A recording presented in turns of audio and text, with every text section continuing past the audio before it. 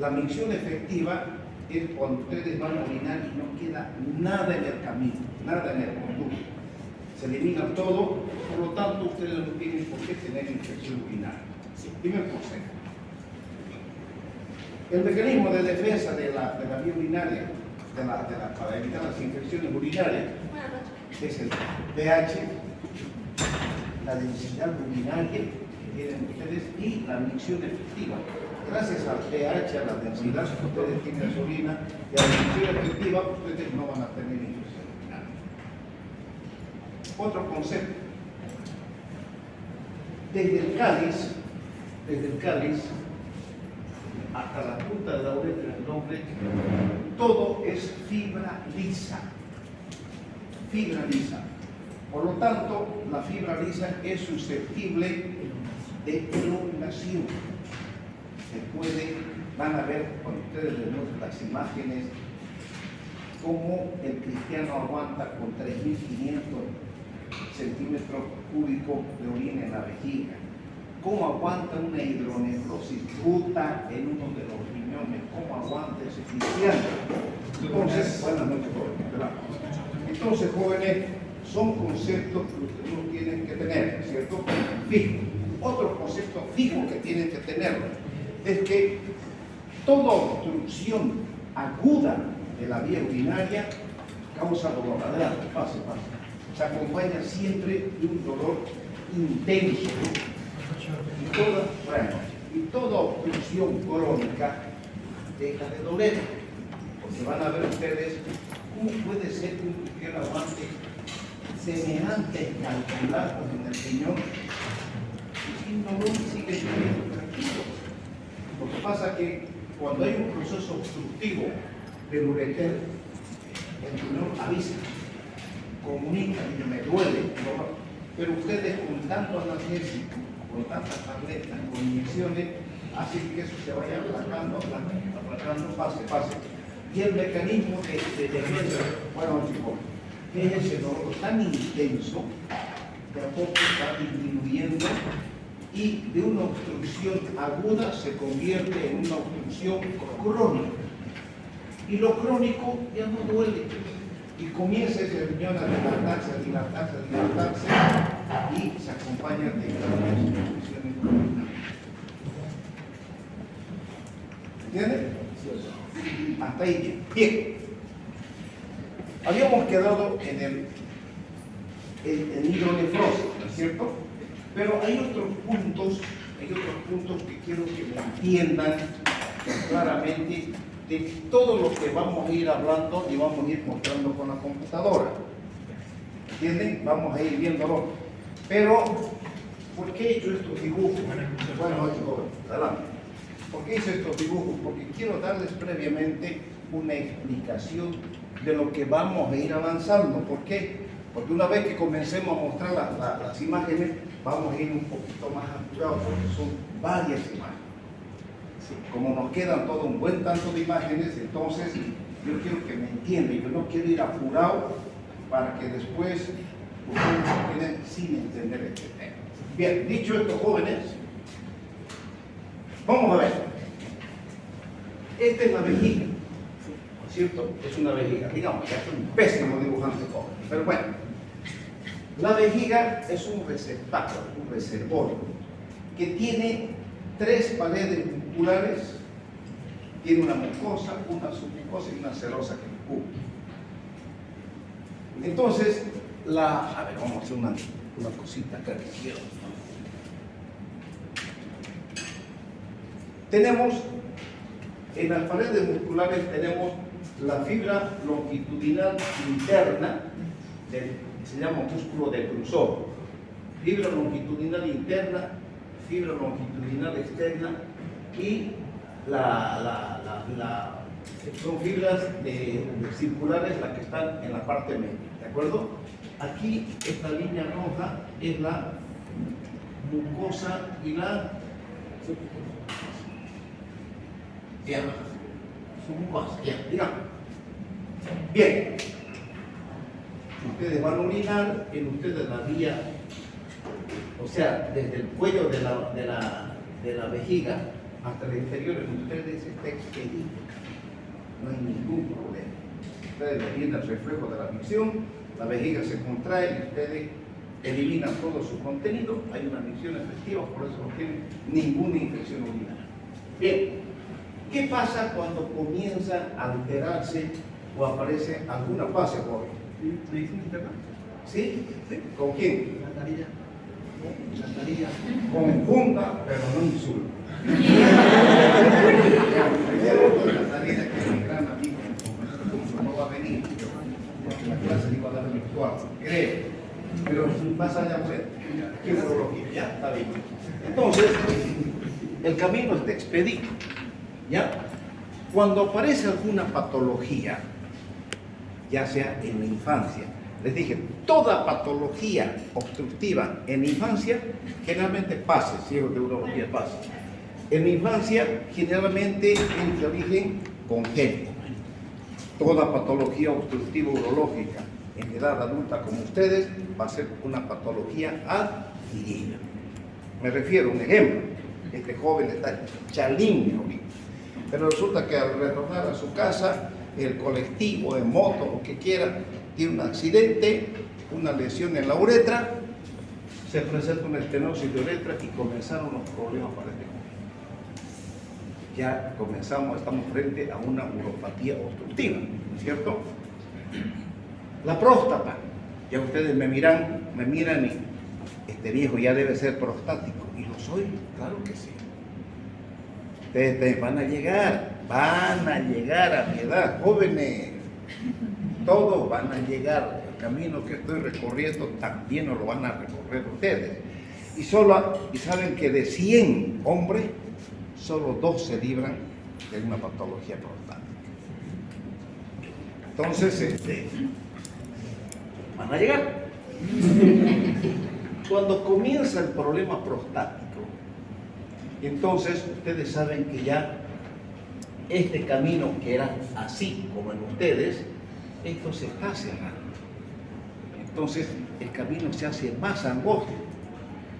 Y a medida que se hace, pasen jóvenes, pasen, niñas, pasen,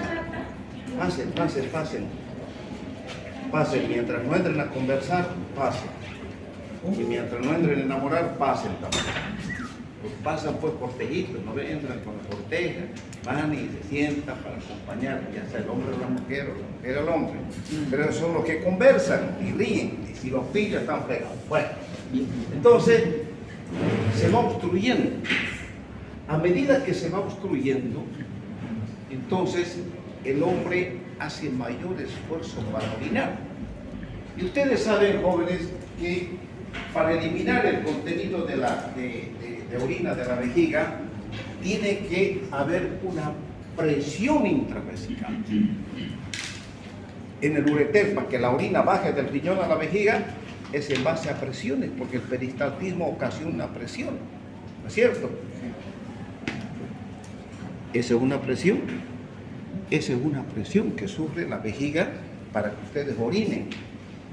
Pero a medida que se va obstruyendo la uretra desde el cuello de la vejiga para abajo, entonces, discúlpenme que la toque, la obstrucción es mayor. Entonces, al obstruirse paulatinamente, aumenta la presión intravesical. ¿Pero por qué aumenta la presión intravesical? Porque este es un músculo. El detrusor es un músculo.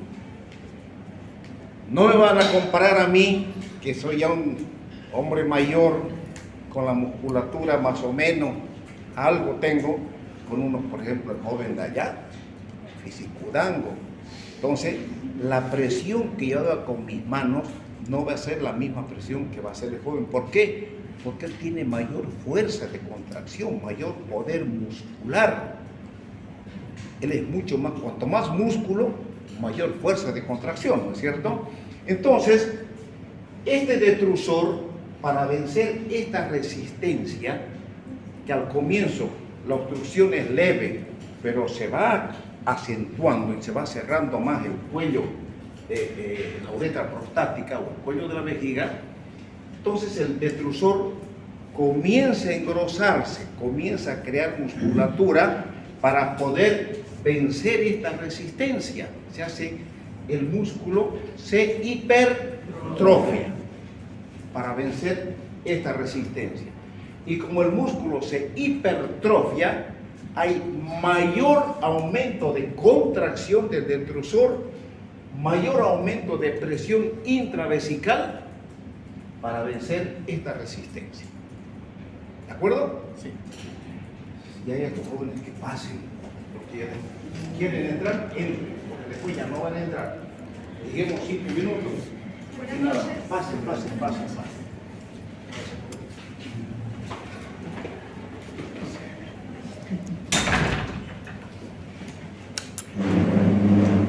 Se perdieron un buen tantito, pero siempre saben que yo soy puntual, porque para mí la puntualidad es respeto, es respeto. Ya. Entonces, se ve hipertrofiando el detrusor. Pero ¿qué ocurre? Porque esta obstrucción va a ir en aumento.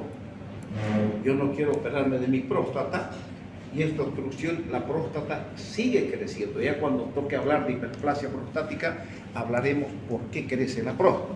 Pero es otro tema, dígame.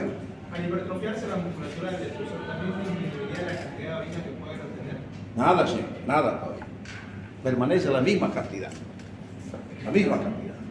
Entonces, se hipertrofia el detrusor, pero el cuadro obstructivo sigue.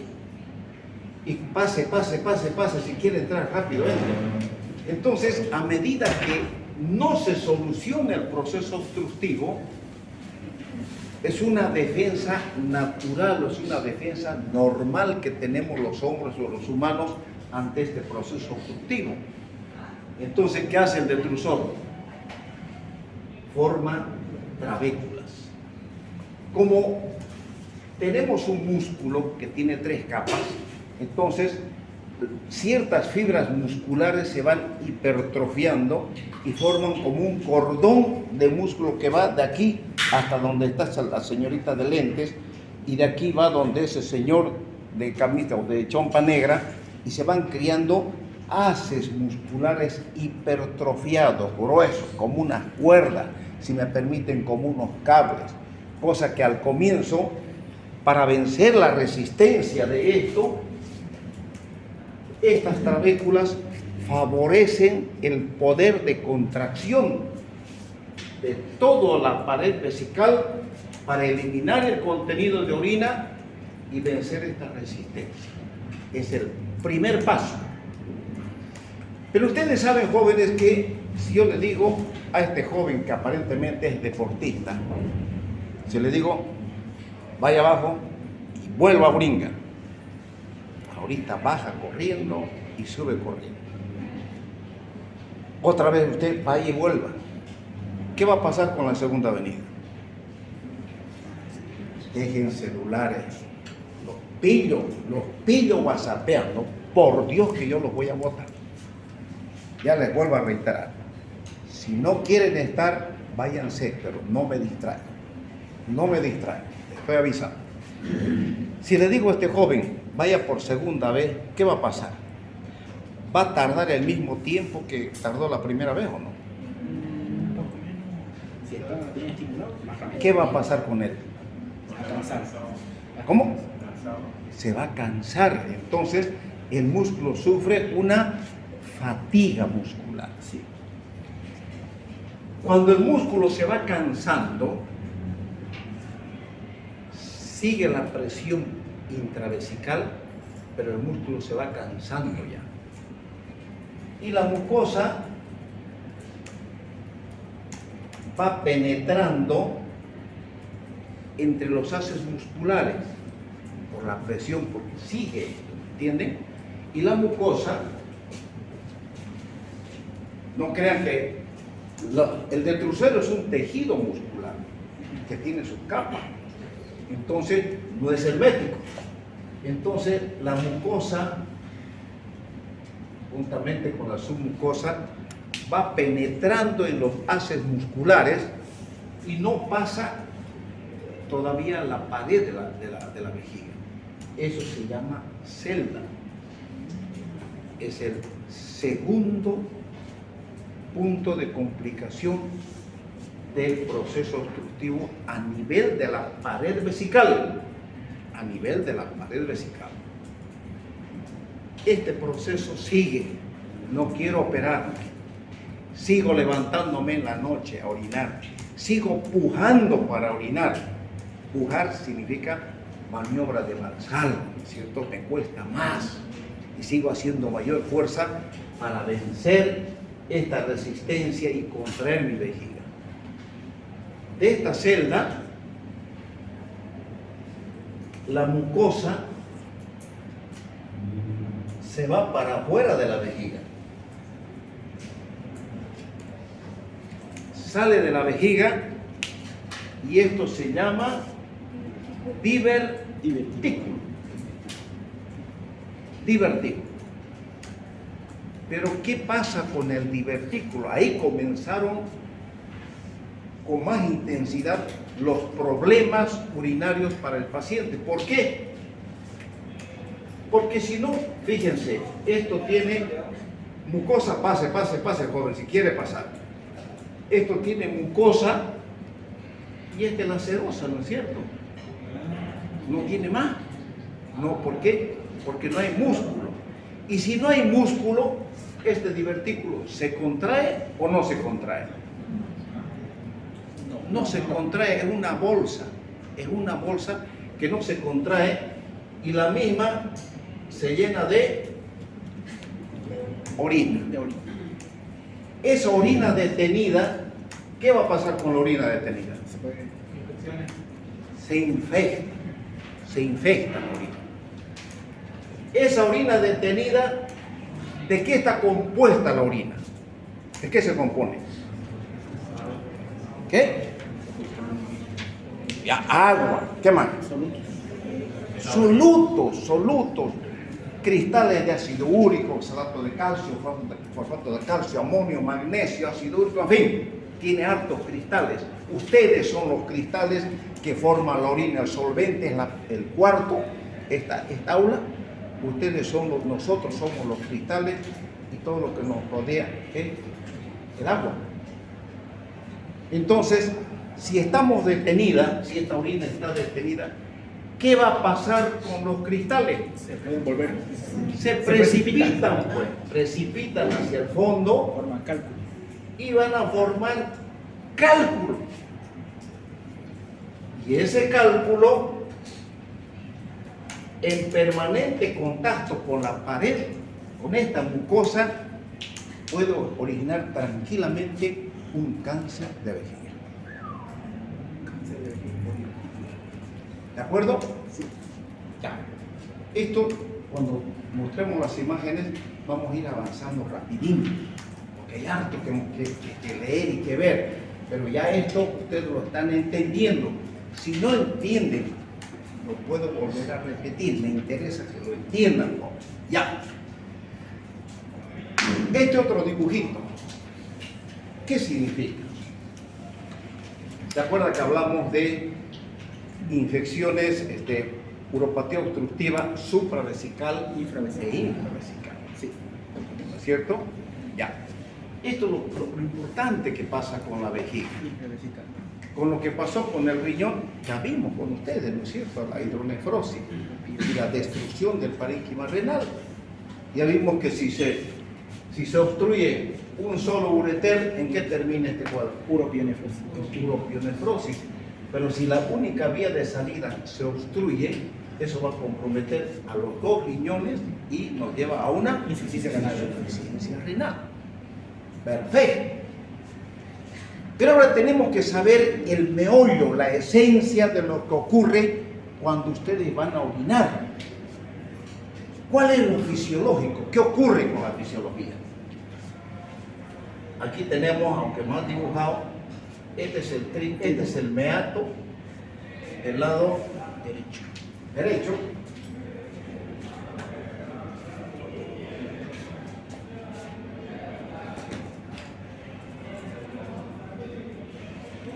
Ya, este es el meato del lado derecho, este es el meato del lado izquierdo.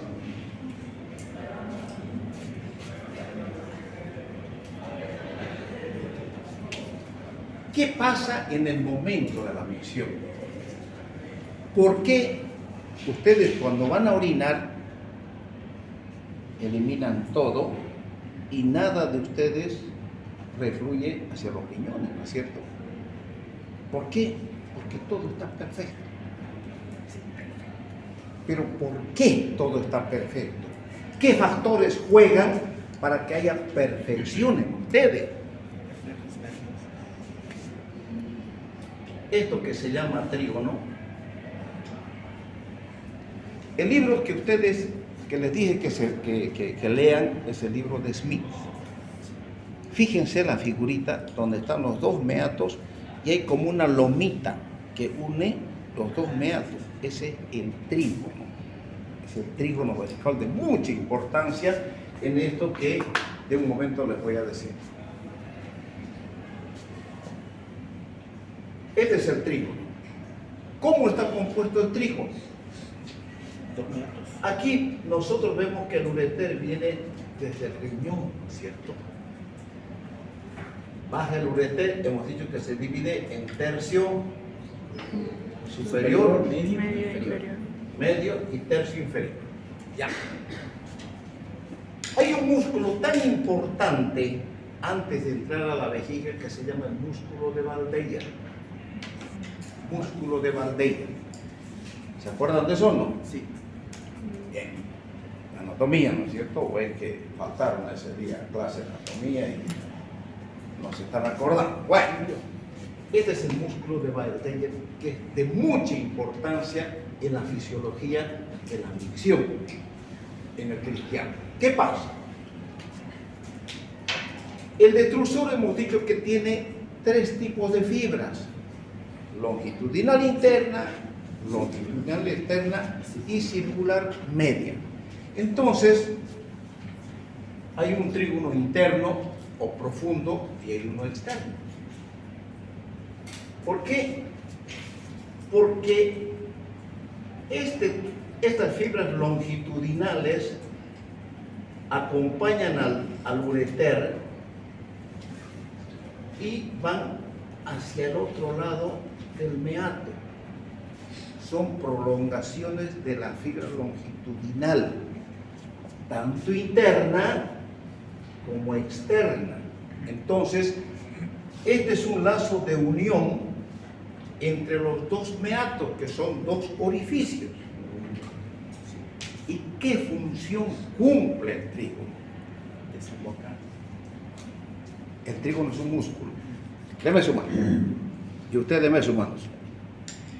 El trígono hace que estos dos meatos no se puedan separar, no se alejen en el momento de la micción, y hace que se mantengan fijos, sin movimiento, los dos meatos ureterales. Si yo, por algún motivo, me rompo o me secciono el brazo, ¿qué pasa con este meato?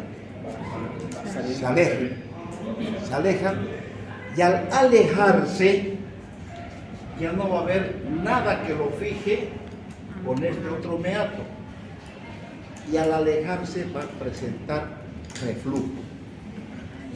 Y si hay reflujo, comenzaron los problemas hacia el riñón. Entonces, antecito, eso es un puntito que les da. Entonces, ¿qué pasa? En el momento de la micción, fíjense jóvenes, tenemos un ureter intravesical, tenemos un ureter intramural quiere decir que está atravesando la pared vesical, ¿no es cierto? Intramural, muro, este es un muro, la pared es un muro, intramural. Y tenemos un ureter extravesical. En el momento de la micción, cuando se llena la vejiga, ustedes van a orinar y aumenta la presión intravesical, porque todos cuando orinamos pujamos, es la maniobra de Valsalva. Estos dos meatos están fijos y este ureter intravesical tira para adentro tira para adentro y el ureter extravesical tira para afuera. Esto no es metálico, no es plástico, es un músculo.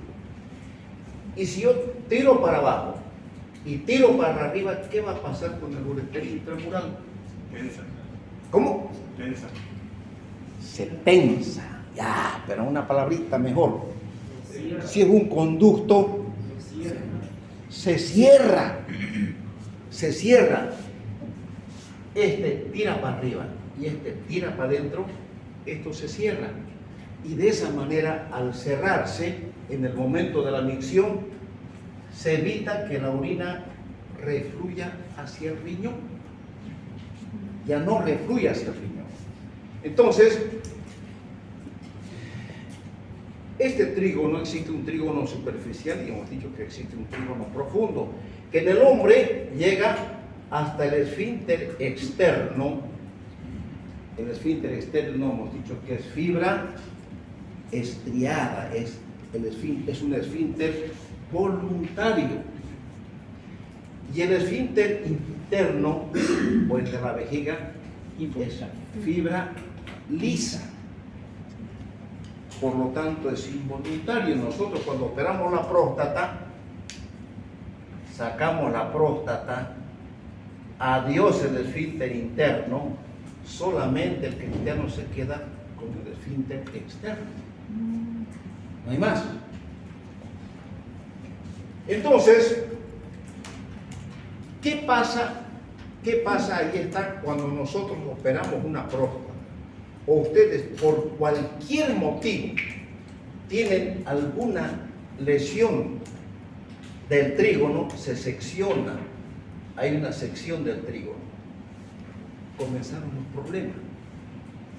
Este ureter se aleja, no hay que lo fije contra el lado contralateral, se pierde, ya no va a haber esta contracción del ureter intravesical para adentro, ya no, porque no hay nada que lo fije, y comienza el reflujo vesico-ureteral. ¿De acuerdo? Sí. Ya. Hay otro dibujito, pero allá, sigamos. Bueno, ¿alguna duda o alguna pregunta? Doctor, una preguntita. El músculo de Valdeyer, ¿para qué? Él servía para que se lo quiere para externamente, ¿no? Claro, es un músculo. Como músculo tiene fibras musculares que vienen recorriendo el ureter, que facilita la contracción del ureter interno y la contracción del ureter externo. Por eso es un músculo que no está en todo el ureter, solamente en esa pequeña porción que está fuera de la vejiga. Por eso nosotros los urólogos, cuando tenemos un cálculo a nivel del tercio inferior, nos alegramos. ¿Por qué? Porque recién nosotros no podemos garantizar, pero podemos casi asegurarle al paciente que la piedra la va a botar. ¿Por qué?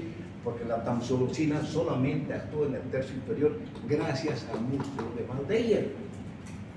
Gracias al músculo de Valdeyer. Si está en el tercio superior o medio, ningún tratamiento, ni la tamsulosina, ni nada, no actúa para facilitar la expulsión de ese cálculo. ¿Me están entendiendo? Sí. Ya. Vamos a hablar luego, y eso no va a haber ningún problema, hablar del reflujo. Existe de primero, segundo, tercero, cuarto grado, que eso lo vamos a tocar más rápidamente, pero esta parte y este proceso obstructivo me interesa que ustedes lo entiendan. Y creo que lo entendieron. No hay duda, ¿no es cierto? Porque yo voy a borrar esto, ¿ya? Ya. Para que podamos ver mejor nuestra imagen.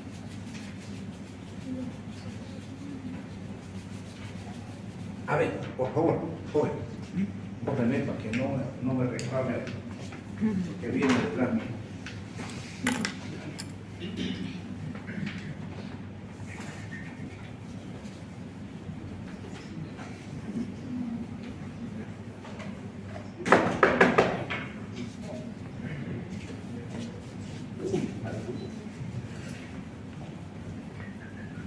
que es la tinta la que no debe, ¿no?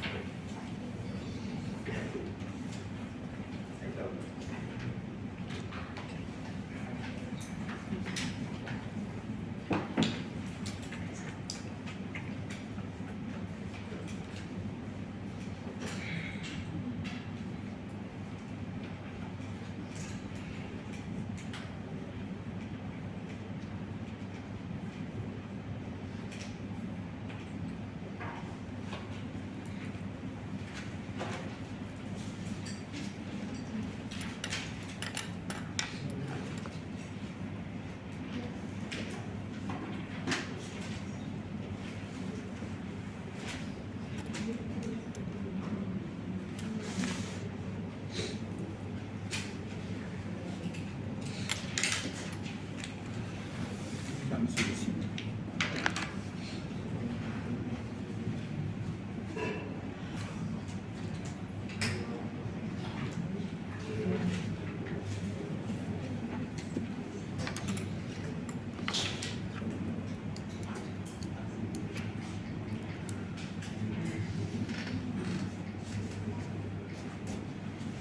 Ya vimos esto, ya vimos. Ya.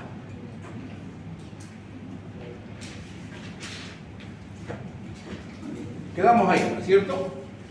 Bien, jóvenes. Habíamos dicho, todo esto vamos a ir avanzando más rápido porque hay la capítulo donde quiero detener un poquito para que ustedes entiendan mejor, ¿ya? Habíamos dicho que la hidronefrosis es una dilatación de la cavidad hidrofacial por algún obstáculo. ¿Por qué? Porque hemos dicho que en la presión, en la pelvis, no existe presión, la presión es cero, ¿no es cierto? Entonces, la dilatación en la pelvis puede ser por una patología adquirida o una patología congénita. Ejemplo, adquirida es un cálculo, congénita es una estenosis de la unión pielo-ureteral. La etiología entonces es una congénita y una adquirida, estenosis de la unión pielo-ureteral o un megauréter. Vamos a ver un poquito más adelante ya qué es el megauréter. A ver, te lo voy a explicar. El megauréter, ya saben ustedes que cuando hay una lesión del trígono, hay reflujo, o bien cuando no se soluciona la patología uretral, sigue la patología prostática. Aún mismo así, no haya lesión del trígono, por el aumento de presión intravesical, la orina puede volver hacia los riñones, ¿no es cierto? Sí. Y al volver hacia los riñones, en forma bilateral, nos va a llevar a una insuficiencia renal. Pero el reflujo no ocurre pues de la noche a la mañana. Eso es paulatino. Va avanzando de abajo hacia arriba. Y cuando llega hacia el riñón, hemos dicho que llegando al riñón se encuentra la unión pielo-ureteral, sirve como un mecanismo, como un esfínter que impide que la orina entre a la pelvis. Pero como la orina está yendo de abajo hacia arriba, se encuentra con otra orina que viene de arriba hacia abajo, donde existe un peristaltismo. Entonces, hay peristalsis para que la orina vaya para allá, de arriba a abajo, pero nos encontramos con que otra orina está viniendo de la vejiga hacia el riñón. Entonces, como el ureter está cubierto de fibra lisa, esa orina hace que el ureter se vaya dilatando. Al dilatarse el ureter, se va ensanchando más y puede tomar la forma de un intestino. Por eso se llama, ¿qué quiere decir mega? Grande. Mega ureter, ¿no es cierto? Ya. ¿Entendido hasta por ahí? Sigamos. Clínicamente, ¿qué pasa? Hay un dolor que suele ser de menor intensidad. ¿Por qué? Porque la instalación de la dilatación es paulatina. Puede ser un dolor gravitativo, fijo y persistente. Puede aparecer hematuria, puede aparecer si hay una presencia de un cálculo. La fiebre, por supuesto que sí. ¿Por qué? Porque si hay reflujo o hay una obstrucción, hay orina infectada. Y si está cerca del riñón, la orina, hay una patología cuando la orina está cerca, dentro del riñón, compromete a la pelvis y al riñón y se llama pielonefritis.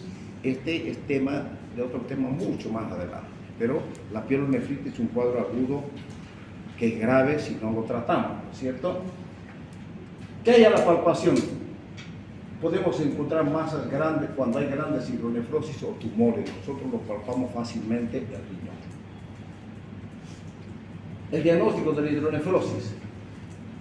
Cuando hay una sospecha clínica, y hemos dicho que la ecografía es uno de los mejores medios de diagnóstico porque nos ve absolutamente todo en el riñón. Cálculo, quiste, hidronefrosis, tumores, en fin. Muy sensible para detectar hidronefrosis, diagnosticar la causa, no distingue la dilatación no obstructiva de la obstructiva, claro que sí. O sea, la ecografía nos va a mostrar la dilatación de la pelvis renal, pero no nos va a decir si es una causa obstructiva baja o es un reflujo, no nos va a decir, solamente nos muestra la hidronefrosis. ¿Qué medio de diagnóstico? Se puede utilizar una urografía intravenosa, una tomografía computerizada o un estudio que es mucho más completo, es la urotomografía. Vean acá. Esta es una patología congénita. Esta es la estenosis pieloureteral de origen congénito. ¿Por qué? Porque aquí no hay la pelvis, hemos dicho que mira la columna y la pelvis baja con el ureter bonito, trayendo la orina hacia la vejiga. Aquí está prácticamente todo detenido, no hay paso de orina. Esto es una estenosis pieloureteral. También vamos a hablar posteriormente de esta patología. Y aquí tenemos una patología adquirida, tenemos un cuerpo extraño que está causando una éstasis urinaria. Fíjense, el ureter está dilatado, por supuesto debe estar comprometiendo, ahí está, el riñón. Ya saben, ¿qué hacemos cuando hay un riñón único con un cuadro obstructivo? Tenemos que derivar la orina como sea, o ponemos un catéter, o ponemos un doble J, o hacemos una derivación del riñón hacia el exterior que se llama nefrostomía, correcto, una nefrostomía por punción. El tratamiento que es derivación de la orina, tenemos que hacer que la orina salga hacia afuera, porque si no sale, ¿en qué termina este cuadro? ¿Qué? Insuficiencia renal, por favor. Claro que sí. Eso ya ustedes tienen que ir jugando con la mente y respondiendo rápidamente a estas cosas. Otras pruebas complementarias, la resonancia magnética. Hemos dicho que se puede hacer, pero tiene problemas con cuadros de insuficiencia renal. La pielografía retrógrada. Pielografía retrógrada es cuando yo meto contraste y se dibuja el ureter. ¿Puedo hacer en casos de insuficiencia renal? Ascendente, sí. Ascendente, sí. Pielografía o descendente. Descendente. No. No, muy bien. Van 2, 3-0, 4-0. ¿Quién dice sí? No, allá hay otro joven que dice no. Pilografía en el descendente, no. Velocidad bonos de Dorle. Este estudio, este paciente está con insuficiencia renal, por eso se le hizo la nefrostomía, porque está con insuficiencia renal. Hemos dicho que no se puede realizar una urografía excretora. ¿Por qué? Porque el medio de contraste entra al torrente sanguíneo y si está con insuficiencia renal, te mato pues. Pero sí puedo hacer una pielografía ascendente con un catéter, puedo meter contraste, claro, porque no está entrando al torrente sanguíneo. Podés tener creatinina de 5 y te meto contraste para arriba, no pasa absolutamente nada, porque no está entrando en contacto con la sangre. La nefrostomía, aquí tenemos un catéter que está en contacto con la perla renal. ¿Te meto contraste con insuficiencia renal? ¿Puedo? Claro que sí, porque no está entrando a tu torrente sanguíneo. Eso ténganlo claro, joven. Ya, sigamos. La endoscopía, o sea, nosotros podemos hacer el diagnóstico mediante un cistoscopio o mediante una ureterocistoscopía, porque el cistoscopio entra por la vejiga, agarramos el ureter y nos metemos por el ureter con el ureteroscopio hasta el riñón. ¿Se puede hacer un renograma diurético? Hoy en día ya casi no hacemos el renograma diurético, antes sí, porque antes para medir, esto era para medir la función renal por separado, antes se hacía este estudio. En fin, se medía sodio, cloro, potasio, todavía lo hacíamos cuando no había. ¿Cuál es el estudio que se utiliza para medir la función renal? No me copie, renal por separado.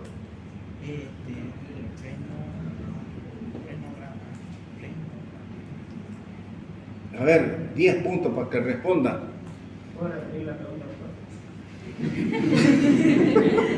Entonces ya han mirado todito. ¿Cuál es el estudio que se pide para medir la función renal por separado que me permita hacer una nefrectomía? Nada, señor.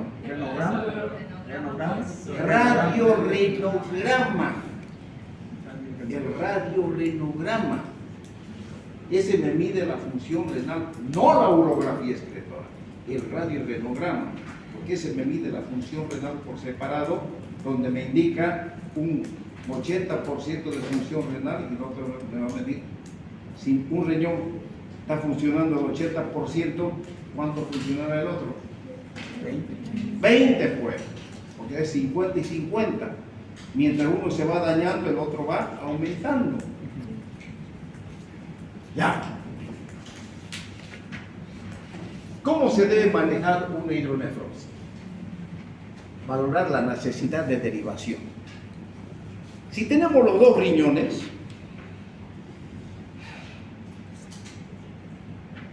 ¿cómo va a estar la urecreatinina? Un riñón está funcionando bien y el otro está dilatado. ¿Cómo va a estar la urecreatinina? Normal. Entonces no hay apuro. Pero las papas queman cuando hay un solo riñón, ¿no es cierto? Situación clínica del paciente, es muy importante en qué estado está el paciente. Por ejemplo, si tenemos un paciente en mal estado general, deshidratado, cualquier cosa, en fin, viejito, y con una hidronefrosis, tengo el otro que está funcionando.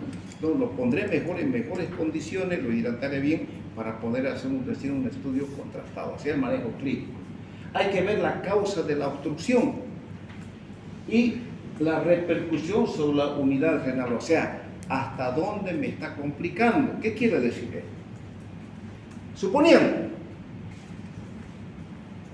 yo estoy con cáncer avanzado, y tengo un cálculo o una compresión extrínseca de mi riñón derecho que me comprime el ureter y mi riñón derecho se está dilatando, pero el otro está bien. ¿Qué harían ustedes? Para que se muera este viejo, lo opero al maldito y que se muera.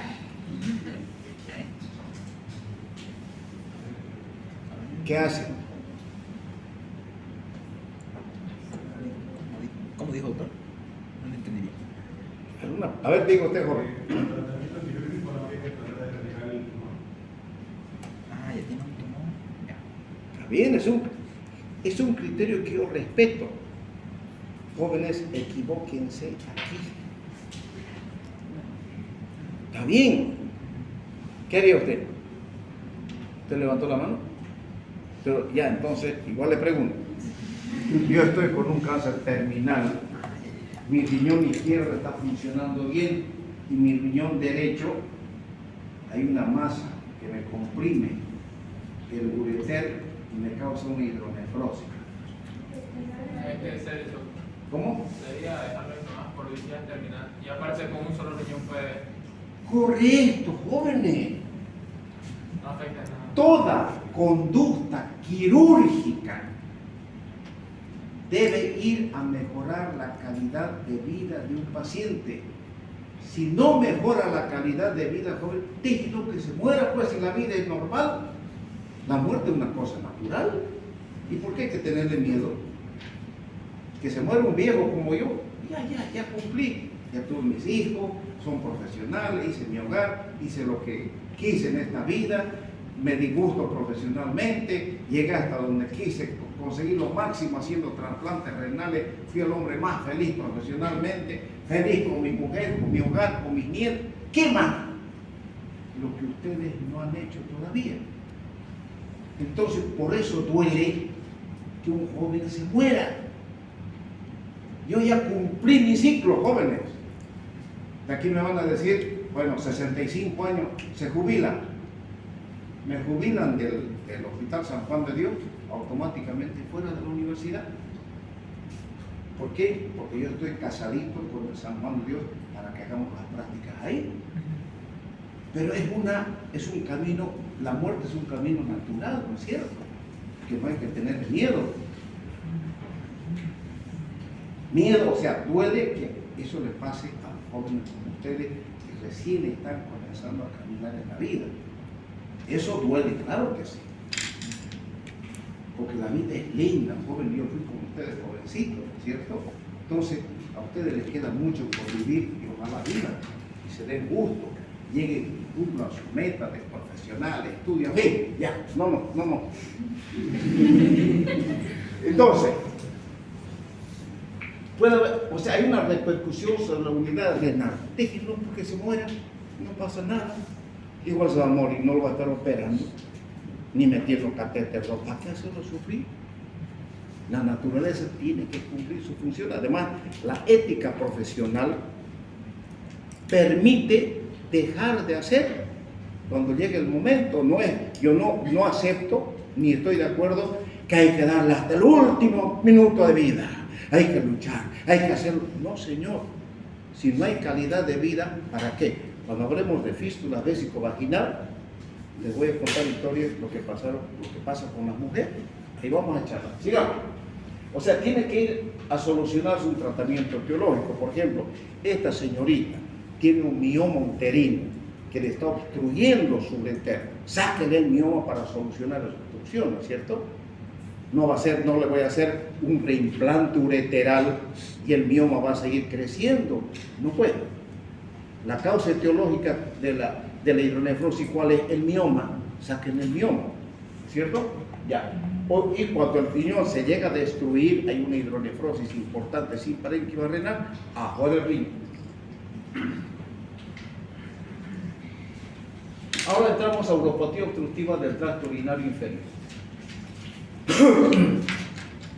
Tenemos toda patología que se presente en vejiga, el cuello vesical, la próstata y la uretra. ¿Qué se presenta en el hombre, en la mujer y el niño? En el hombre, esto ya lo hemos visto, patología cérvico-prostática, la hiperplasia prostática, el cáncer de próstata, una estenosis de uretra, una litiasis uretral y las disfunciones vesicales. Dentro de las disfunciones vesicales está la vejiga neurogénica. Después vamos a hablar de vejiga neurogénica.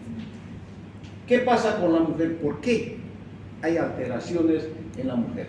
Por procesos urinarios, la esclerosis de cuello vesical, la estenosis de uretra y los divertículos del cuello. ¿Nos pueden alterar la función vesical? Por supuesto que sí. Patología genital. Aquí están los miomas, neoplasias y disfunciones vesicales. Las mujeres también tienen vejiga neurogénica. Y en los niños hemos dicho toda patología de origen congénito. Las valvas uretrales, el ureterocele, la fimosis puntiforme y la estenosis de meato uretral. Esto también ya les mostré, ¿cierto? ¿Sí o no? Joven, esto, si se dan cuenta, estoy un poquito caminando, un poquito acelerado porque nos falta ver muchas cosas. Pero en el momento que ustedes quieran, pueden hacerme parar y pedir explicación. ¿De acuerdo? Vamos. Vean acá. Este es el tracto urinario. Aquí está la vejiga. ¿Vean? Este es el cuello de fibra lisa, el esfínter interno. Y este es el esfínter externo de fibra estriada. Aquí está la uretra prostática. Aquí está la vesícula seminal. Este es el conducto eyaculador que desemboca aquí en el verum montano, y esto es la uretra peniana. Esta es la uretra. Este es el testículo, este es el epidídimo, y bueno, esta es la glándula prostática. Toda glándula prostática se crece obstruyendo la uretra prostática, lo cual dificulta la salida de la orina, ¿no es cierto? Y por acá atrás está el recto, por eso nosotros palpamos la próstata introduciendo el dedo en el recto para tocar la glándula prostática. Aquí está la piel. Si se cierra la piel se llama fimosis. Si es fimosis puntiforme, no va a permitir la salida de la orina. Si hay una estenosis de meato, como puede haber, porque aquí está la fosita navicular, se puede cerrar. Nosotros cuando operamos la próstata, hay una lesión de la fosita navicular, que es una telinga, como el velo de las hindú, ¿no es cierto?, que manejan el velo. Se rompe la sonda, rompe el velito, ese satelita, y toda lesión se acompaña de estenosis de uretra. Pero es fácil solución, ¿cierto? Entonces, toda patología obstructiva desde el cuello hasta el meato va a repercutir en la vejiga y en los riñones si es que el cuadro avanza. Aquí está. ¿Qué pasa con la retención aguda de orina? Hemos dicho que toda retención aguda de orina se acompaña de un intenso dolor. Obstrucción que produce imposibilidad de orinar, casi total, que conduce a la distensión vesical con intenso dolor evitogástrico y producción de espasmo. Esto es una urgencia urológica. Si este joven se tranca y no puede orinar, va a estar gritando del dolor y no hay analgésico, porque le pone un calmante, le pasa un poquito, pero la causa sigue. Entonces yo tengo que solucionar. Porque si ustedes están en provincia y tienen un cuadro obstructivo, ¿qué tienen que hacer? Una punción vesical, una bránula gruesa, la línea alba, conocen, desde el ombligo bajando hasta la sínfisis. Sobre la línea alba, 2-3 veces de dedo por encima de la sínfisis, con una bránula gruesa, un sunchón con seguridad llegan a la vejiga. Vacían la vejiga y le dicen, con la vejiga vaciada, váyase a Santa Cruz, señora, allá búsquelo al doctor a la casa para que vea qué es lo que ha pasado. ¿Cómo diagnostico? La clínica suele ser muy sugerente. ¿Por qué? Por el dolor intenso hipogástrico y la imposibilidad para la micción, y se palpa como un embarazo, ¿no? La exploración física, que incluye el tacto rectal, y exploración ginecológica en la mujer para ver por qué hubo retención urinaria en la mujer. En muchos casos he visto jóvenes de retención urinaria por fecaloma, principalmente en los donde hay fecaloma más frecuente aquí en el oriente, en los bayunos. ¿Por qué? ¿Por qué los bayunos? Por el Chaga, ¿cierto? Ya. Diagnóstico diferencial en algunos casos: ausencia de colaboración del paciente, insuficiencia renal de otras causas, infecciones y el síndrome prostático severo. Todo esto hay que tomar en cuenta para el diagnóstico de una retención aguda de orina. El tratamiento derivado mediante un sondaje. ¿Qué debo hacer para colocar la sonda? ¿Es una urgencia? Claro que sí. Y tengo que hacer con asepsia y saber colocar sonda vesical, joven. La sonda, ¿cómo se coloca? Hemos visto nosotros. Siempre háganlo con silocaína en jalea. Lleguen una jeringa de 20 centímetros cúbicos, agarran la punta del meato y se la mandan todinga por ahí. Agarran la sonda, comienzan a empujar la sonda, y hemos dicho que la silocaína es lubricante y anestésica. Entonces va a permitir que eso se vaya como en su casa hasta la vejiga, pasa la vejiga, pasa la próstata y va a evacuar la orina, se la dejan la sonda y no es más, con la salvedad de que nunca, jóvenes, cuidado que sea pregunta de exámenes, ¿qué pasa cuando hay un vaciamiento brusco de orina? Una distensión, digo, Si la vejiga está distendida, entonces, yo no orino desde esta mañana y llego a tus manos y mi vejiga está así, me metes una sonda y si las vacías bruscamente, ¿qué va a pasar? entonces, Hematuria macroscópica. Hematuria macroscópica, jóvenes. Por eso, ¿qué se debe hacer? Vaciar la orina hasta que quite el dolor del paciente. Te meto la sonda, ¿te pasó el dolor? Sí, doctor, y ¡clas! La clampeo. La clampeo la sonda y digo, de aquí a 3 horas, ya no hay dolor, de aquí a 3 horas recién la abren la sonda y terminan de vaciar la vejiga. No digan que no les dije. Les estoy diciendo, ¿cierto? Ya.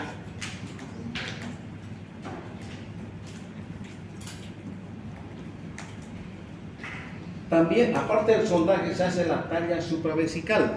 Ahorita vamos a ver la imagen y me olvidé traer un aparatito para mostrarles cómo se hace. Pero la próxima clase sí les voy a hacer. La talla supravesical se realiza cuando, ante la imposibilidad de colocar una sonda, si tiene una estenosis de uretra, no le voy a pues sunchar porque no va a entrar, entonces tengo que derivar la orina mediante una talla por función.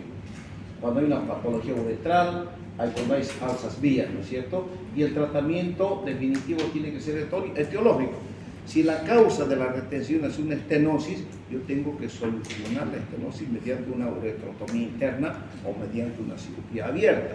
Si veo que es la próstata la que causó la retención urinaria, tengo que sacar la próstata y bueno, tantas próstatas. Es lo que ustedes más van a ver en el Hospital San Juan de Dios. Aquí está. Si hay retención, se coloca la sonda a través de la uretra.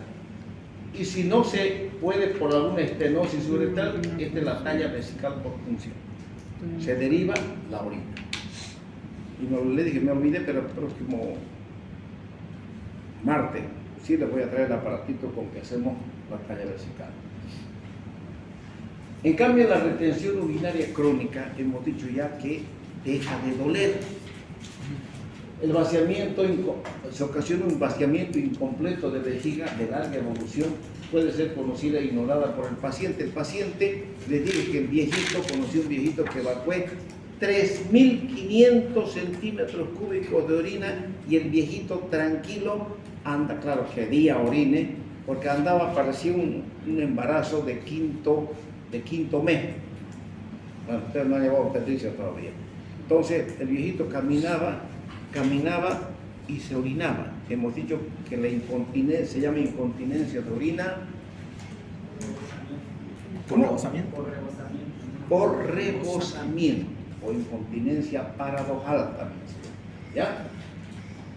No es infrecuente que el motivo de la consulta sea la incontinencia por rebosamiento. Eso es lo que le estoy diciendo. Retención urinaria. ¿Qué pasa con el paciente? Hay un obstáculo al vaciamiento de la vejiga, hay algo que está deteniendo, pero no lo está obstruyendo completamente. Hay una primera fase, segunda y tercera fase. En la primera fase hay un aumento del tono muscular, la vejiga hipertónica. Segunda fase, hay una sobredistensión vesical que conduce a la descompensación del globo vesical. ¿Qué pasa? Esta es otra capite que debemos detenernos un poquito.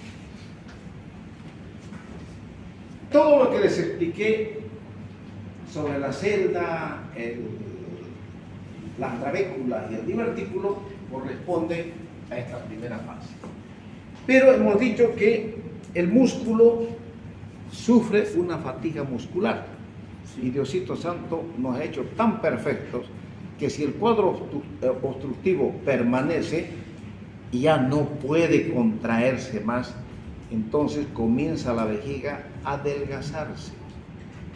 El detrusor comienza a adelgazarse. ¿Para qué? Para aumentar su capacidad. Y le da tiempo para que se solucione su problema. Y si el cuadro sigue, aparece el reflujo vésico ureteral. Cuando hay un cuadro obstructivo crónico, porque el reflujo vésico-ureteral no siempre ocurre en cuadros obstructivos crónicos. La vejiga neurogénica, por ejemplo, es un cuadro terrible. Entonces, hay que tomar en cuenta este aspecto. Pero en la tercera fase del reflujo vésico-ureteral con dilatación y daño renal, en la tercera fase. ¿Por qué? Porque la orina refluye, llega a los dos ureteres, llega a los dos riñones y nos termina en un cuadro de insuficiencia renal. ¿Es de lenta instauración? Claro que sí. ¿Por qué? Porque al comienzo hay una poliquiuria y disuria. Luego el paciente siente un peso en el hipogastrio, hay incontinencia paradojal y luego aparecen signos de insuficiencia renal. Por eso se llama fisiológicamente cómo va ocurriendo, qué va ocurriendo con el paciente. Son pasos que este cuadro obstructivo sigue. ¿Cómo va a ser el diagnóstico? Hay que hacer una exploración física, una ecografía y un examen de orina para detectar una insuficiencia renal. Hay que palpar, vamos a encontrar una masa palpable en hipogastrio. Al tacto rectal vamos a encontrar, si es causa prostática, una próstata grande. La ecografía nos va a ver un residuo postmisional, dilatación del tracto urinario, o sea, una hidronefrosis, y la causa de la obstrucción, ya sea por cálculo o por la próstata. Y en el examen de orina vamos a ver un deterioro de la función renal, o sea, va a haber anemia, ¿qué más? Aumento de urea y creatinina, ¿cierto? No puede ser. A ver, ¿quién te enseñaba a vos? Por eso no te voy a votar. La siguiente vez sí. No puede un joven universitario, educado, que tiene su casa, en tu cuarto está bien, pero no puede ver qué concepto ustedes recibirían si yo me siento acá y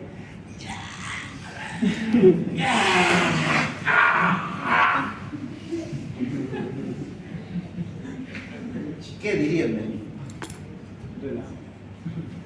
Como relajado. Este pobre viejo no tiene la más mínima educación y formación, ¿no es cierto? ¿Sí o no? Solo levanté la mano porque... No, señor. No. A ver, en la vida, el hombre acepta. El hombre, ¿qué hombre? Sí, doctor, cometió un error, disculpe, se acabó, no lo va a hacer, se acabó el chiverío. Y eso forma parte de la formación, ¿no es cierto? Ya a mis hijos les destruí 3 hijos varones. Por esta vez, te aviso. Está mal por este, contigo por esto. Está mal. La siguiente vez, voy a sacar mi chico y vas a llevar. Estoy avisando, vas a llevar. Vení, teniendo una pizarrita, escribí de puño y letra. Porque yo sabía que iban a hacer 8. Escribí de puño y letra. Y si te saco la mugre, va a ser porque vos quisiste. Escriban. Escribían en su pizarra, los 3. Bueno, yo sabía cuál iba a ser. Cometía, ¿qué te dije? Y lo que se dice, se cumple. Unos 3 cimbrones bien dados. Aborrece. A mí tanta guasca que me han dado y no quiero tener problemas psicológicos contra mi madre y mi padre. No, mi madre, más mi madre y mi padre. No, pero es parte de la vida. Entonces, ya, sigamos. Aquí está el tratamiento. Se hace un sondaje o talla suprapúbica, tratamiento de insuficiencia renal y tratamiento teológico, por partes. Si hay una retención, entonces si la próstata se obstruyó, hay reflujo, me causó insuficiencia renal, el tratamiento, ¿qué va a hacer? Sondarla o talla. La orina comienza a eliminarse, los riñones se alivian y comienza a normalizar la urea y la creatinina. Cuando normalice la urea y creatinina, recién yo voy a hacer un tratamiento fisiológico, retirar la glándula frontal. ¿No es cierto? Vamos a hablar de, cuando hablemos de insuficiencia y cuadros obstructivos y quirúrgicos, vamos a hablar, les voy a decir, aquí está el reflujo vesicoureteral. De lo que aquí está todo lo que les dije. Es el paso normal de la vejiga hacia el tracto urinario superior, o sea, el paso anormal, ¿no? Ureter y o cavidades renales. Ya. Aquí está anatomía, el mesodermo y el endodermo. Aquí está el ureter, el trígono superficial y vaina de Valdeiro, trígono longitudinal interna, circular media y longitudinal externa. Todo lo que hemos hablado. Quiero ir más rapidito. Aquí está los meatos ureterales, el trígono, aquí está el ureter y aquí está el cuello vesical, ¿no es cierto? Está el trígono superficial y aquí está el trígono profundo. Aquí está el ureter intravesical, aquí está el ureter intramural. Intramural se dice ¿por qué? Porque aquí está la pared de la vejiga, este es el ureter intramural y por fuera está la vaina de Valdeiro. Sigamos. Causas. Aquí está, debilidad del trígono, o sea, cuando hay un reflujo primario. La causa más común del reflujo vesicoureteral, principalmente más en mujeres y en niños, y si el ureter está más cerca del seno urogenital del conducto mesonéfrico y se une esto es de origen congénito. Si el desarrollo trigonal es deficiente, su poder oclusivo es deficiente y el orificio ureteral migra hacia arriba. Entonces, si migra hacia arriba, hay un reflujo, hay una micción disfuncional. Entonces, toda la esencia de una buena función fisiológica vesical está en el trígono. En el trígono. Una buena musculatura, buenas fibras musculares, lógicamente. Cuando hablemos de vejiga neurogénica, ojalá que logremos hablar de eso, veremos otras cosas. Aquí está. Existen anomalías, aparte del trígono, alteraciones anatómicas del orificio ureteral. Esta es la forma normal en cono volcánico. Esto parece un cono de volcán, ¿cierto? Es lo normal, la morfología normal del meato ureteral. Esto es en herradura, horseshoe, ¿cierto? O sea, en herradura. Esto es en estadio. Y este es el hoyo de Bosch. Este es el más maldito. Todas estas anomalías congénitas nos ocasionan reflujo.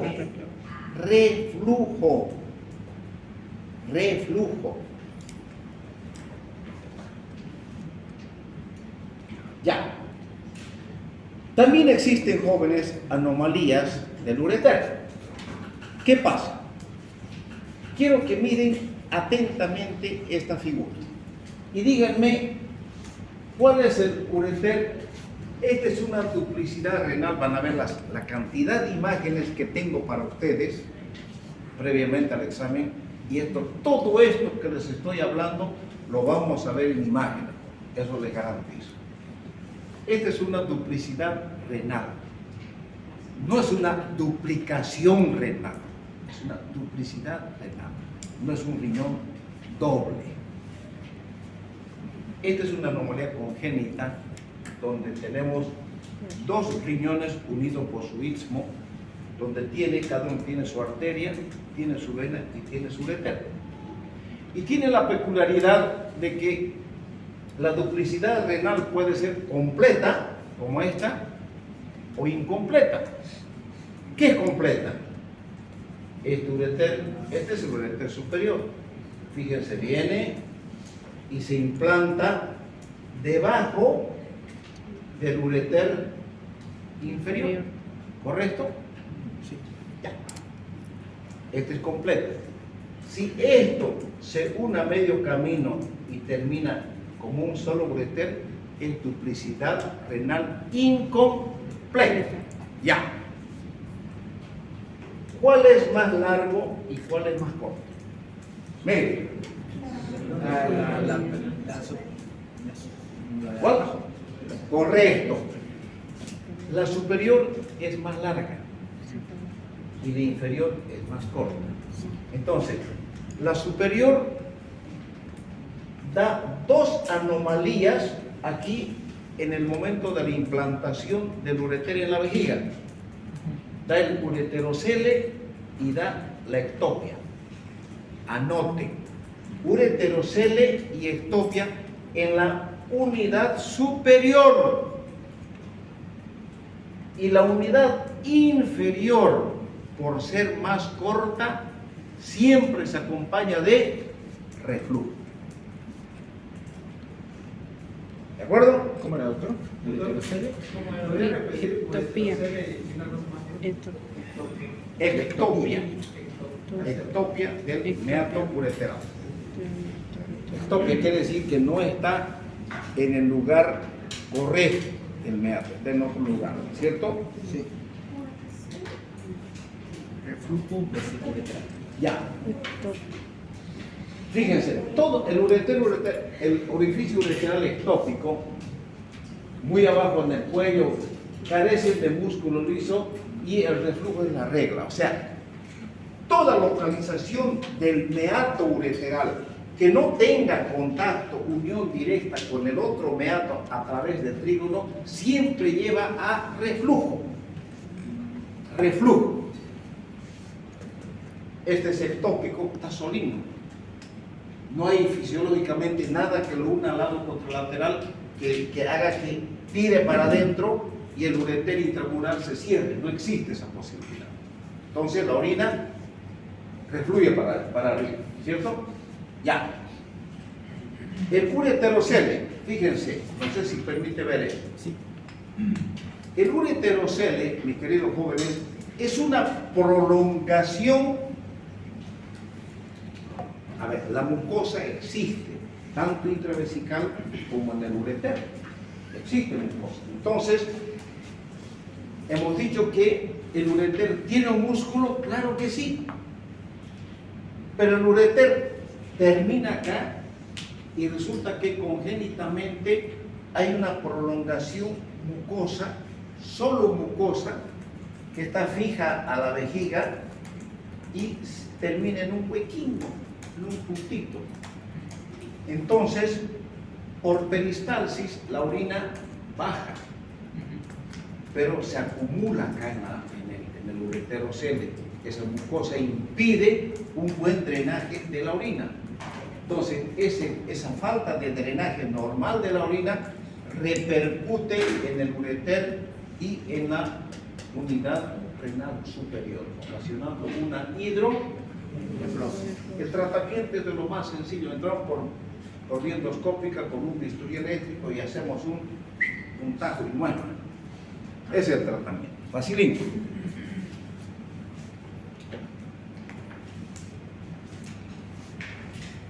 Aquí está la trabeculación vesical, hay la vejiga neurogénica espástica, obstrucción distal importante, hay la hipertrofia del trígono por obstrucción de la mucosa del hiato ureteral y hay un acortamiento intravesical. Todo esto ocurre en la trabeculación de la vejiga, ¿no es cierto? Fíjense, aquí está el orificio ureteral, este es el trígono, esta es la valva de Valdeyer y este es su ureter intramural. Y aquí está la glándula prostática. Yo se le he explicado este dibujo es un poquito más complejo para que lo entiendan. Yo se los he hecho mucho más fácil para que ustedes entiendan. ¿Listo? ¿Por qué es importante el edema de la pared vesical? Ustedes saben que las mujeres, ustedes que son mujercitas, no sé si alguna de ustedes ya ha tenido un cuadro de cistitis. Es tan molestoso en la mujer que llegan inclusive a orinar cada ratingo, con dolor y con sangre, hay hematuria. ¿Por qué? Porque se edematiza la mucosa intravesical por un cuadro de infección, ¿cierto? Entonces hay un compromiso del trígono y ureter intravesical, mayor presión de vaciado, puede ser una secundaria, una pielonefritis secundaria, y al eliminar la infección se corrige el reflujo. O sea, se cura la infección en la mujer y esa cistitis desaparece. Pero es un cuadro molestoso. Ya vamos a hablar de las infecciones urinarias en la mujer, pero ese cuadro es tema de otro momento. el síndrome de Eigelbach. ¿Qué pasa con hay una falla del desarrollo normal de la musculatura abdominal y del músculo liso de los ureteres y la vejiga, más una criptorquía bilateral. Se presenta pie equinovario y luxación congénita de cadera. El hallazgo es una hidroureteronefrosis avanzada. Una vez he visto esto en el hospital japonés, a Dios gracias, se murió. ¿Por qué? Porque no puede ser que un niño viva con tanto problema, ¿no? Imagínense un bebecito recién nacido con todos estos problemas, ¿no es cierto? Sigamos. Causas iatrogénicas de la lesión del trígono, la iatrogenia que quiere decir causada por el cirujano. En una prostatectomía, ¿puedo lesionar el trígono? Claro que sí. Lesión del trígono, reflujo. Recesión del cuello, en cuña del cuello vesical posterior, lesiono, reflujo. Una meatotomía ureteral, solo en resección masiva. Si lesiono el meato, va a haber un reflujo. Y resección de ureterocele. Cuando yo reseco el ureterocele en forma masiva y dejo así el huecango ancho, no hay por dónde, pues la orina se va a refluir hacia arriba. Entonces procuro hacer un corte pequeño, cosa que me facilite la expulsión de la salida de la orina por ese uretero. Aquí está la clasificación del reflujo. Estos jóvenes saquen una fotito y se la aprenden de memoria. Aquí tenemos de primero, segundo, tercero, cuarto y quinto grado. El primero sin llegar a cavidad renal, el segundo llega a cavidad renal pero no hay dilatación, el tercero es hay un reflujo vesicoureteral que causa discreta dilatación de cavidad renal. Cuarto grado causa moderada dilatación de la cavidad renal y el quinto grado nos causa una ureterohidronefrosis. El tratamiento quirúrgico tiene que ser desde el tercer grado. O sea, el tratamiento es hacer un reimplante ureteral. Eso también les voy a explicar minuciosamente cuando hablemos de trasplante renal. ¿Cuál es la técnica? ¿Cómo hacemos? ¿Qué es lo que pasa? ¿Qué pasa con la hidronefrosis o la ureterohidronefrosis? ¿Por qué se presenta? Porque hay una mayor carga de trabajo, hay un aumento de la presión hidrostática y la musculatura ureteral se va debilitando. ¿Esto por qué? Porque hay una presencia de orina en cualquier intersticio de la vía urinaria, hay un proceso inflamatorio y hay una fibrosis y cicatrización. Las complicaciones del reflujo vesicoureteral. Si la orina infectada llega al riñón, se produce una infección que se llama pielonefrosis y una ureterohidronefrosis. Son las complicaciones, ¿no es cierto? Aquí son unas imágenes radiológicas, ven el reflujo vesicoureteral, uretero dilatado en forma bilateral. Sigamos, vean acá. Esta es una ureterohidronefrosis bilateral que seguramente ya está con insuficiencia renal. ¿Qué estudio realicé para hacer este diagnóstico? Pielografía ascendente. No creo. Respeto su opinión. ¿Qué estudio radiológico realicé para el diagnóstico del reflujo vesicoureteral bilateral en este caso? A ver, ¿quién responde? Pirografía ascendente. Pirografía ascendente es, yo meto el cistoscopio, cateterizo el ureter y meto contraste. No es el estudio, pero bien, que aclaré, que respondí equivocado. Está bien tu opinión, porque me gusta que participe. ¿Quién más? Usted. A ver, ¿quién dijo? Cistograma, una cistografía. Hemos dicho que es el estudio ideal para el diagnóstico del reflujo vesicoureteral. Se mete una sonda, se llena la vejiga, se tapa la sonda, orine y refluye la orina hacia aquí. La incidencia. Bueno, 800, bueno, sigamos para adelante, ya no estoy cansando. Allá en los clínicos hay la pielonefritis y la cistitis, que es muy importante. Síntomas relacionados con el reflujo, siempre la pielonefritis, hay que hacer análisis de orina en los niños. El cuadro de cistitis es muy importante en los niños, y el dolor renal a la micción, que es una rara queja en los recién nacidos, ¿no? La uremia. ¿Qué es la uremia? Usted. ¿Cómo se llama, señorita? ¿Cómo? Jessica. A ver, Jessiquita, ¿qué es la uremia?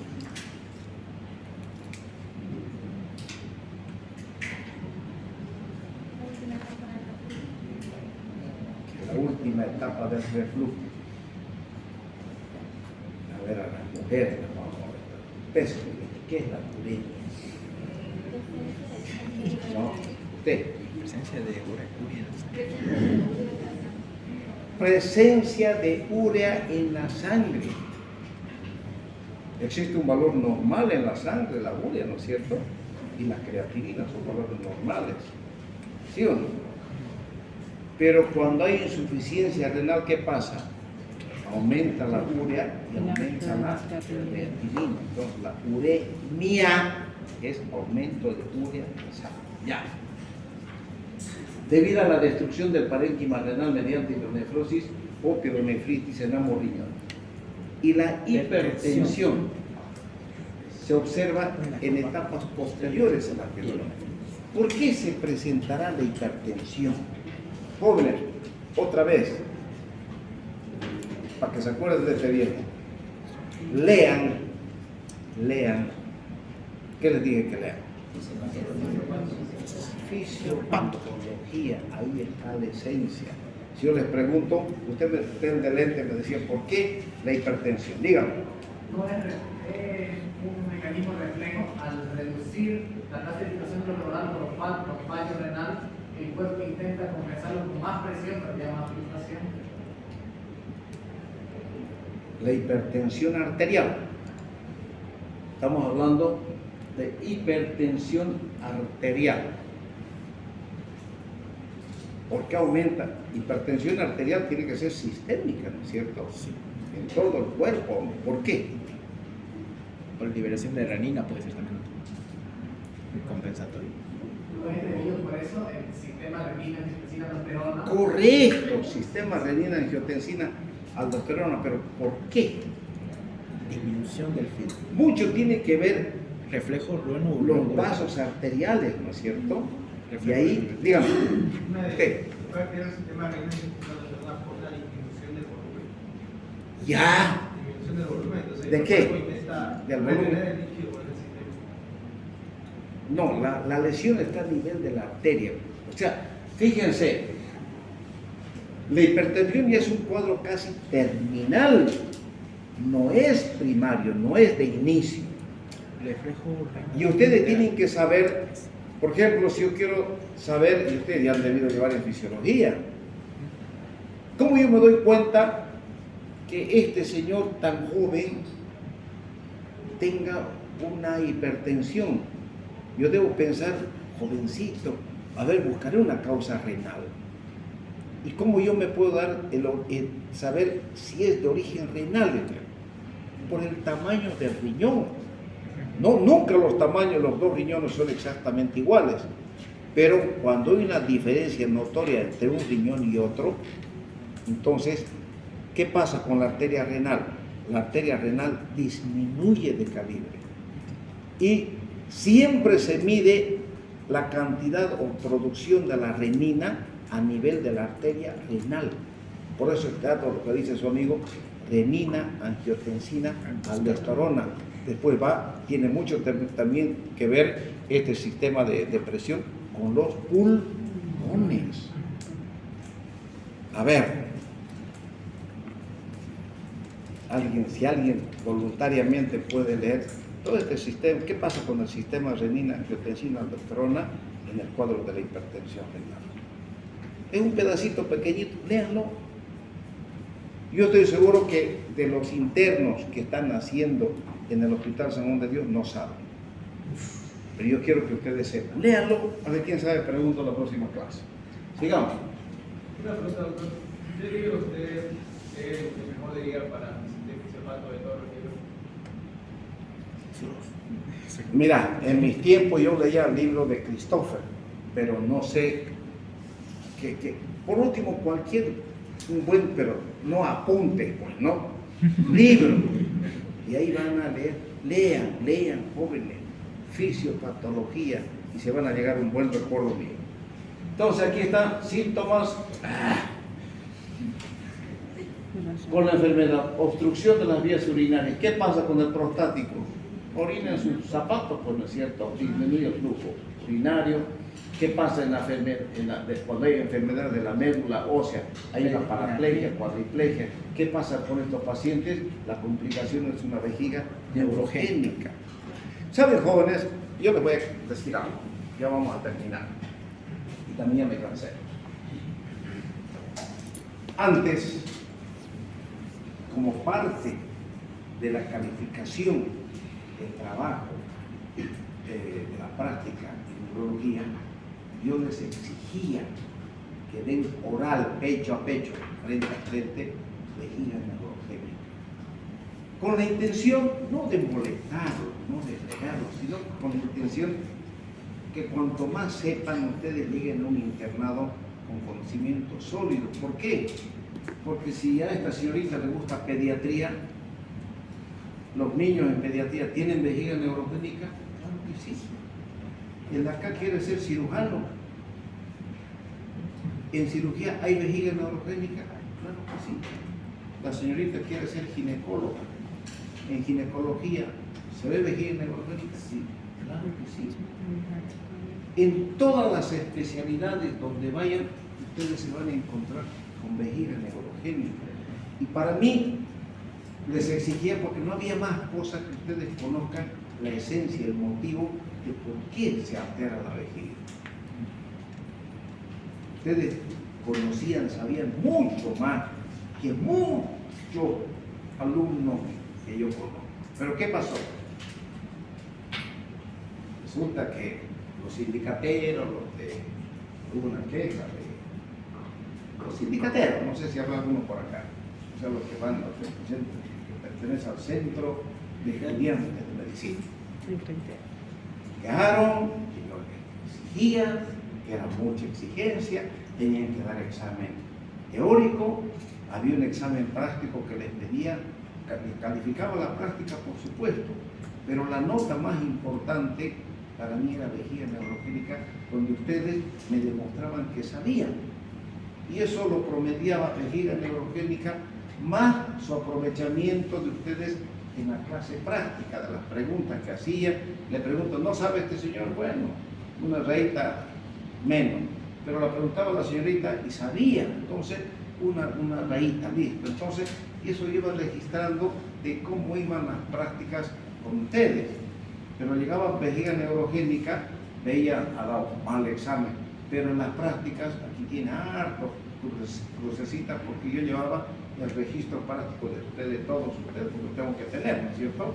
Entonces, eso les facilitaba de sobremanera el aprovechar y la nota de práctica, que es 9 puntos sobre la nota final, 9. Ese 9 no se califica con la teoría, ese 9 no se promedia con lo de Toledo, no se promedia con lo de Gandarilla, son 9 pelados. ¿Y quién no quiere tener ganaditos 9 puntos de entrada o tener garantizados sus 9 puntos? Porque yo les puedo dar eso, ¿no? Pero dependía de ustedes, regalárselo, no. Se quejaron los del centro de medicina, algún flojonazo, tiene que ser flojo, ¿no? Que vaya y se queje de que era mucha exigencia. Y vino cierto personaje, doctor, dice que ustedes exigen y los jóvenes tienen que ver, tienen que estudiar y tienen que... ¿Y para qué están por joven aquí en la universidad, doctor? ¿A qué viene? ¿A rascarse? ¿Se rascan o vienen a estudiar? Además, doctor, si usted ve de otro ángulo, es el beneficio de ellos, no es el beneficio mío. Pero hay esto del ser de doctor. Yo no quiero que se suspenda. Y nunca más hablamos de leyenda, porque eso no está dentro de mi programa. Es un tema importante, lo nombramos, pero mi intención era que ustedes sepan, así como les expliqué todo lo de lectura, sepan el meollo de lo que pasa con la vejiga neurogénica. Y por uno flojonazo, no puedo llamarlo, no puedo dar otro calificativo, ustedes le darían otro calificativo, o ustedes justifiquen. Solo flojo, porque muchos se beneficiaban de la exposición de vejiga neurogénica, por supuesto que los flojonazos no. Y había un X que los apoyó. Bueno, me dio tanta bronca la vejiga. Ve, y nunca más. Entonces ahora somos más.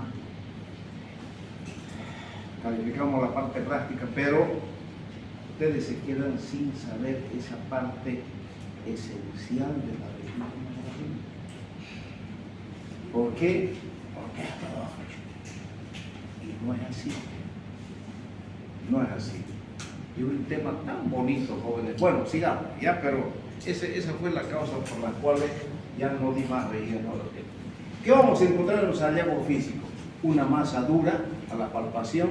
La exploración puede lograr un déficit neurológico compatible con una vejiga parética, o sea, una vejiga neurogénica. ¿Se dan cuenta? En varias patologías se nombra vejiga neurogénica, pero ustedes no tienen idea, porque en mi programa, que yo lo metí ese vejiga, me impidieron y hubo la queja de que era muy exigente. Y ahí está. Enfermedad neurogénica. ¿Qué pasa con la abertura del ureter? ¿Qué pasa cuando hay vejiga neurogénica en los niños? Todas esas cosas, jóvenes, no las vemos. Hallazgo en laboratorio. Cuando hay una infección urinaria, ¿qué encontramos? Bacteriuria, simpiuria. En el hombre la orina puede ser estéril debido a que la uretra es larga y estéril. La creatinina sérica elevada en etapa avanzada de la excreción renal se presenta, claro que sí. La pura creatinina. La densidad urinaria, la pura de la creatinina. Y hay otra prueba de laboratorio para el diagnóstico de insuficiencia renal. ¿Cuál es? Ya les he dicho. 10 puntos. ¿Cómo? Ese es para medir la función renal por separado. El clearance de creatinina. Clearance de creatinina. Son pruebas laboratoriales que ustedes ya tienen que saberlas, ¿ya? Aquí están los hallazgos radiográficos. Vean aquí una hidronefrosis importante. Aquí tenemos un reflujo vesicolateral demostrado por una cistografía. La exploración instrumental, siempre debemos nosotros investigar todas estas patologías mediante una cistoscopía y mediante una ureteroscopía. Aquí están el orificio del cono volcánico, la envergadura, en cuello en estadio y en cuello de gorda, ¿cierto? La posición es muy importante. Cuanto más defectuoso sea el aspecto del orificio ureteral, más lejos del cuello vesical se va a encontrar. ¿Cómo es importante el trígono? El trígono es la esencia de un buen funcionamiento, vesical en el momento de la micción. El diagnóstico diferencial: obstrucción vesicoureteral funcional, o sea, no oclusiva, obstrucción distal del cuello vesical, cálculos ureterales bajos son diagnósticos diferenciales, oclusión por cáncer cervical o prostático, tuberculosis de las vías urinarias y la esquistosiomasis son diagnósticos diferenciales. Ya hablaremos de la tuberculosis en un tema aparte, ya hablaremos de la esquistosiomiasis y hablaremos también del cáncer prostático. El tratamiento. Hay un tratamiento médico y un tratamiento quirúrgico. El tratamiento médico, siempre uno debe utilizar los antisépticos urinarios y antibióticos. Por ejemplo, Ahí existe el reflujo vesiculolateral de origen congénito, que es más frecuente en el sexo femenino que en el sexo masculino. Pero también remite sin cirugía en el sexo femenino, mejor en el sexo femenino que en el sexo masculino. El reflujo vesical de origen congénito, que se debe a una falta de maduración del sistema nervioso que inerva toda la vejiga. ¿De dónde viene? Ahí está la vejiga neurogénica, para que vean cómo es la inervación de la vejiga, de dónde viene, qué función cumple el sistema parasimpático, simpático, parasimpático y el somático, qué función juega para el momento de la micción. Entonces, este tratamiento se ha visto que en las mujercitas hasta los 7 años uno utiliza antisépticos urinarios. Mientras no hay infección urinaria, uno las va cuidando y se dice que a partir de los 7 años la orina prácticamente se normaliza y desaparece el reflujo vesicoureteral en las mujercitas más que en los niños. También en medicina nada 2 más 2 es 4, pero también en los niños puede ocurrir esto. Pero también se operan más hombres que mujeres. Aquí está el tratamiento médico, ¿verdad? El tratamiento con citografías cada 12 a 18 meses, la mamografía de toda la resonancia magnética nuclear de opinión periódica, que es un estudio periódico de los niños. Seguimos con el tratamiento quirúrgico. Indicación: ¿cuándo operar? Orificio ureteral ectópico, hay que hacer un reimplante. En la duplicación ureteral hay que hacer un reimplante. El ureterocele con duplicación ureteral y reflujo en el mismo paciente, hay que hacer un reimplante. Y el reflujo de baja presión con hidrocele, hidrouretero, hidronefrosis, hay que hacer un reimplante. Necesitamos hacer un reimplante. Las indicaciones absolutas son estas. Las indicaciones relativas: imposibilidad de resolución después de un periodo de tratamiento y presencia de un divertido. Tratamiento quirúrgico: se hacen los reimplantes ureterales o en ciertos casos se hace una derivación de un ureter hacia otro ureter, o bien se hace una derivación del ureter hacia intestino grueso, que se llama briquet. Esto solamente para noticiarles a ustedes. Esto no les voy a preguntar porque es un poquito ya de la especialidad, pero para que ustedes sepan. Por eso estoy yendo un poquito más apurado. La inyección transuretral suburetérica. ¿Qué pasa con esto? O sea, en vez de hacer un reimplante ureteral, hoy en día nosotros inyectamos teflón debajo del ureter para que esto funcione como una valva para evitar el reflujo vesicoureteral. O sea, en ciertos casos en los cuales yo no puedo operar una paciente que no tenga condiciones de cirugía, una miocardiopatía severa, grave, entonces con una sedación al paciente se funciona y se inyecta esto para que obstruya el reflujo y se saca. Acabó el chiverito. Y nada, jóvenes, nos vemos el día martes.